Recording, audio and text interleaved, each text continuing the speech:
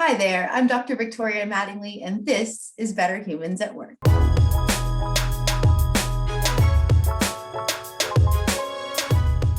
On this week's episode, I'm joined by Dr. Diana Sanchez, an assistant professor in industrial organizational psychology at San Francisco State University, where she leads the Workplace Technology Research Lab studying the development, application, and effectiveness of various forms of technology in the workplace. Prior to joining the staff at SFSU, her applied experience included over 12 years working in the areas of human resources and IO psychology for organizations including Johns Hopkins University and Home Depot, and external consulting agencies such as Personnel Decision Research Institute, or PDRI. Her research interests have focused on technology innovation and implementation, specifically looking at how organizations integrate technological solutions to manage workplace personnel.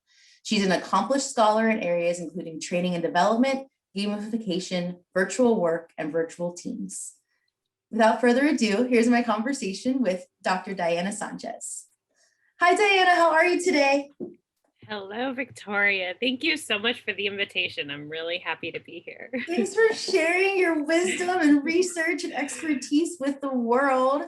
We're so thrilled to have you. And we're going to be talking all about remote work today, which is such a hot topic with everything that we've just gone through in the workplace and society over the last year with the pandemic.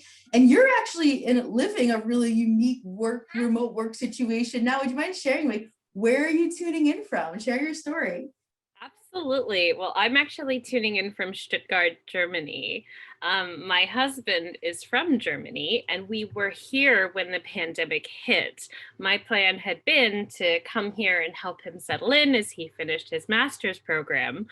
But then as the pandemic hit, and as you know, a huge transition to everyone going to remote work, I ended up staying here. So I've been here for well over a year and a half now, unplanned.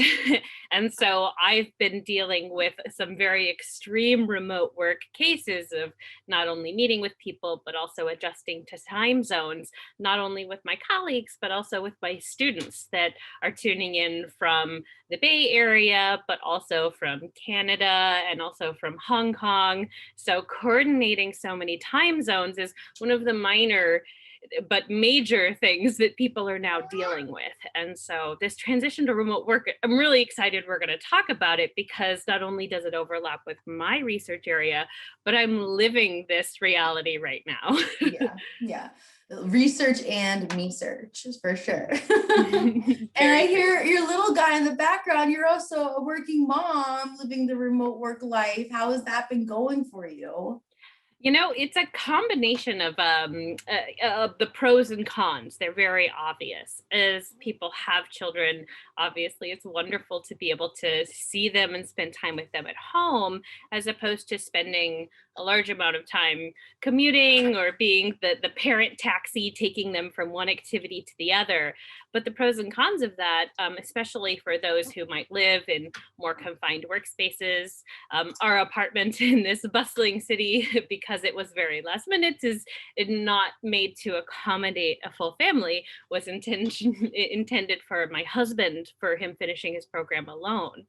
So we did not find accommodations that really were set up for a family. And so we're really in and on each other all of the time. And, you know, as wonderful as it is to have him and be around him, you know, at his age, he doesn't really understand the boundaries of when he can and when he can't come sit on my lap. And I think a lot of parents struggle with this too. Yeah, and he's not quite 2 yet, right? Not yet, almost there. Any strategies that you've been able to, you'd recommend, managing, such as having a little one at home and working and dealing with that remote work life? I mean, your partner really does become your lifeline. We have had to coordinate schedules so well because we're both teachers. And so there are times when we've had to teach at the same time, and even teach at the same time with no daycare, because daycare is come and gone with the different needs of the pandemic. So we had to coordinate sometimes activities where I would be lecturing and they'd be doing an activity in his class. And then I'd have to pause and we'd have to switch because talking at the same time just wasn't feasible in our small space. I'm so glad you brought up like the role partners play in this. I feel like so much of the advice out there is all about, what women can be doing to better juggle, or there's not even advice. Women have left the workforce en masse over the last year because of the challenges of the pandemic and the lack of support from organizations when it comes to trying to juggle, being a mom, working, everything being in the confines of your household. And so I feel like there should be more active, strategies and pointers and just pulling in partners. It needs to be like a group effort to really pull this off. So I love that recommendation. Thank you for that. So let's talk remote work, right? So like, I'm so excited. There's so many people who are just like sharing what they think in the future. You're actually researching, virtual work, virtual teams for years. What are you seeing going on now? And also what do you see as for the future of remote work and through your research, especially? Yeah, a couple of transitions. So obviously, organizations had to make a shift towards remote work. And a couple things I've said to a few clients is we've already gone through the pull off the band-aid. We all had this situation where it was very short, it was very quick. We pulled off the band-aid. There was a lot of pain on the employee side, on the organization side. And now we're kind of settling into a routine. And for a lot of people, both on the employee side and on the organization side, the routine as it is right now doesn't quite fit. It doesn't quite work for some reason or another. The modified work that they're doing isn't quite as easy as they would like it to be, or for the organization, there's a lot of in person interactions they would like. And what I've told companies moving forward is beware as you start to shift towards what you think the new normal might be, because people are going to have very different expectations. And we need to really recognize those expectations. Some employees who may have wanted to go to remote work before the pandemic and were told that's just not possible. Our work can't be done. Our rules, our laws don't allow, we have federal regulation we need to follow. There's all these reasons. Those employees might feel like they kind of got tricked because now they are doing work from home and are wondering, wait, why couldn't I do this before? Yeah. And what may not be always clear is a lot of regulations, a lot of policy changes occurred rapidly. So there are some things that did shift, that did enable remote work that wasn't there before. And so for the organization side, there needs to be some trust building. Hey, we know you guys have been doing remote work and we're wanting to see what the future looks like, and partnering with employees to talk about what that'll look like, because some employees have shifted the expectation. The expectation is that they can work remotely. And some organizations, the expectation is we're all going back in the office as soon as we can.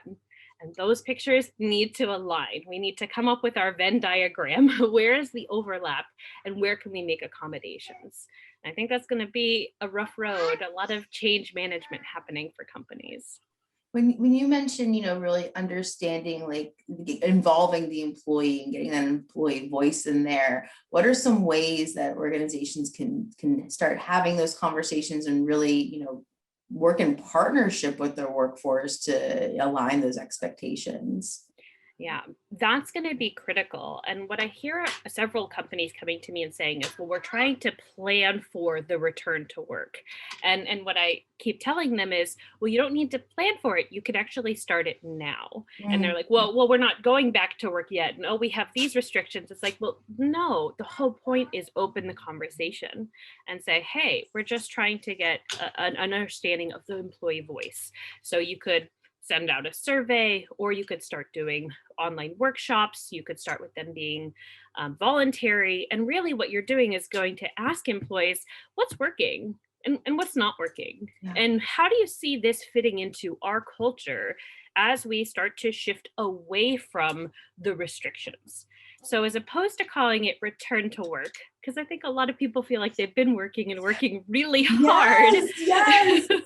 Yeah. Instead, calling it, as we're moving away from restrictions, what does that look like for us? How do we uphold our culture and our company and maintain our values and our mission and still make this work for everybody?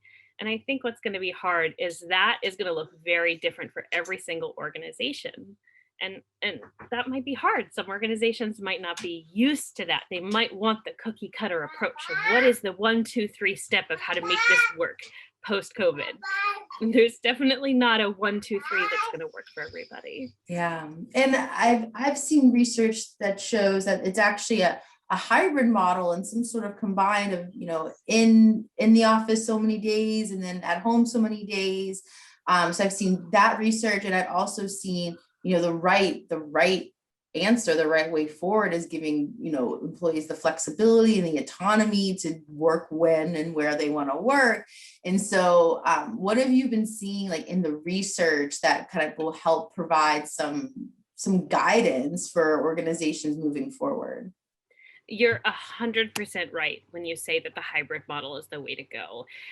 Organizations that are kind of taking a catch-all approach to let's just stay remote or let's just go back to in-person, and then once we're all there in the office, we'll figure out kind of how to add remote. Neither of these tend to respond well when employees are asked about their responses to these, because in some cases, some employees are really, really looking forward to being back in person because that accommodates their work, that accommodates their needs, that accommodates the different types of projects, programs, client relationships they're trying to build. And for other employees, actually having that time at home is much more facilitating to their productivity, to their well-being, to their specific needs.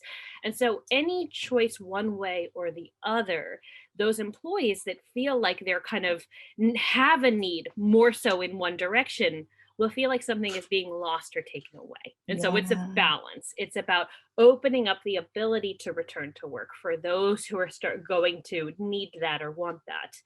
And there's also going to be people who choose to stay at home for a little while until the logistics of their life are sorted out, until they have their other work, family, life needs taken care of. Yeah. So that hybrid model is going to be critical. And I wrote a white paper for a company called Headbox out of UK, and they were really trying to understand how in-person versus virtual conferences and events are going to shift over time. Mm. And what they found in some interesting research that we helped them pull together is that some people love the virtual events. They love things like a virtual seminar, workshop, or conference because they didn't have the time or the funding or just know ahead of time in order to make logistical plans to attend these in-person workshops or events, that now they really only need a couple minutes notice sometimes to shift a couple Yeah. meetings and attend. But other people, for other events, really thrive on the connection, on the camaraderie, on the being able to see people that they only get to see once every year or once every couple years, being able to network. It's really their bread and butter for finding clients and plugging their work or featuring their most recent project or research. So there needs to be a balance because people are utilizing those specific events for different things. And it's the same for work. People Yeah. are utilizing in-person versus virtualized work for different needs. That makes total sense. Is that white paper publicly available? It is, yeah. If you go to the Headbox website, you can click on it. And I think you have to sign up for their mailing list, and then you can read all the research. And they're continuing to do research with an organization, specifically at their events, to find out from people what's working and what's not working. So Interesting. companies are doing such cool things right now. Yeah, we'll make sure to include that link in the comments in the description. And you have done such amazing research when it comes to technology in the workplace. What have you found when it comes to leveraging technology to, help accommodate these different models, especially when it comes to hybrid work and team effectiveness? So what like interesting findings have you found when it comes to technology and accommodating virtual work? Yeah. So there's so many cool technology things out there that we seem to have this common pitfall. If you look at the history of technology and how we've utilized it for work, there tends to be this sudden influx of interest and then a oh, this is just a fad, followed by a drop, and then it eventually plateaus into it actually being used for the applications that make most sense. We're Mm. definitely continuing with this. And I want to bring up the idea of virtual reality, because virtual Mhm. reality, definitely these high fidelity, highly immersive VR experiences are going through that right now, where there's a huge influx of research, but people are kind of throwing everything at this idea of cool VR, sometimes to a point where it's not so effective. I attended Mm. a professional meeting in VR and there were a few people who struggled the whole meeting just to figure out how to get off of the table because they couldn't stop standing on it. So there are there are times when this is just a less effective venue than doing a Zoom meeting. Yeah. But I want to pay huge kudos to these industries that have really nailed it. So if you look at examples in architecture, there Mm. are very many architecture applications out there where it's just an application where when you log in, you're immediately put in front of a table, and then you can pass controls and you can upload these beautiful prints of whatever they're looking at, and different people can take control and they can move it around, they can unpack, they can delayer. And this is exactly the type of situation that benefits architecture, where instead of bringing in a paper model and you're all looking at it, or Mhm. trying to talk over a Zoom call over these 2D prints, you're suddenly all there looking exactly at it. And someone's saying, well, what if we remove this or take that out? So there are some applications that make a lot of sense, that where this needs to happen. And then there are other applications where it just might be more problematic to the Yeah. people trying to learn the technology. So if companies can use technology where it fits best, when it fits best, Yeah. that's how you're going to get the most bang for your buck. Yeah. Yeah. Technology used to get the job done. And if you can get the job done with less fidelity and something less high tech, maybe that's the best option. And technology that helps build the culture that you mentioned at the beginning of our conversation, and really, understanding the culture that employees want and leveraging technology in a way that makes sense. Like, I know, for example, in my company, we use Slack and we don't use email for communication really, right? And if we would have just put Slack on top of email, and then you're expected just to be on all the modalities at all times, that breeds burnout, and that breeds, kind of frustration with having to always, check 18 different places to get your communications. So I think, being thoughtful about the tools we're using and only using them when they make sense versus just tech for tech's sake, it doesn't really make as much sense. Absolutely. And also getting employee buy-in. We know Mm. that we can't always understand and know how much use someone is going to get out of something. So making something available to employees as kind of a pilot and saying, do we see any benefit or use of this in our workspace? So if it were VR or it were some sort of a messaging system like Slack, and saying we would potentially replace email with this. What do you guys think? Are there problems that you're encountering? And for some people, it might just be, I really like my email and I don't want to let go of it. But for other people, it might be of a, oh, wow, this thing that I've really struggled to do, that I really had a hard time making it happen in my workplace, is so much easier with this new modality. I can Mhm. really clearly create or demonstrate this way. And so we can't keep putting creativity in a box. We need to start providing employees these opportunities to try these things out. And we also need to really trust employees, because I've heard a couple of Mhm. clients say, "Oh, if I give them VR, they're just going to play all day." And that makes me so sad to hear, because a really good workspace with a really good culture, there has to be that trust between employee employer, where you're giving them tools to help facilitate whatever they figure out. And we don't want to hold something back from an employee because we don't trust them to do their job, to get their work done. Yeah. Yeah. Trust is so important, especially when it comes to remote work. I feel like a lot of employers that have been reluctant to allow remote and virtual work, lack trust on their part, which then they lack, trust goes two ways. If you don't trust your employees, why would they entrust you, and vice versa? And so trust is so important. So for organizations out there, people leaders, business leaders who are watching this that want to, really create, a good hybrid or virtual model working forward to build the culture that you've been talking about, cultures of trust. What are 3 recommendations you have, Diana, for companies that really want to get this right as we venture into this new chapter of what the future of work will look like?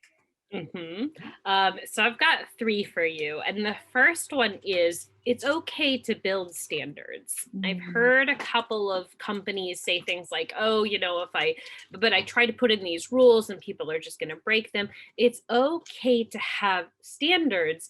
But what's most important is those standards really are a standard. They're a minimum requirement, that you aren't putting things in place just to try and prevent some problematic behavior, but they really are. We do need all employees to be physically here on Wednesdays from 9 to 1, because we have a couple of meetings that we always want to have, and so we just can always schedule them during that time frame. So that's just an inflexible moment. So it's okay to have requirements, but really try and make sure that those are the requirements. Those are some things that you absolutely need from your employees. Number 2 would be create that really back and forth strong relationship between your employees. That's going to build trust. So communicate, hear the ideas, ask for input, continue to adjust the model, and continue to ask for additional input.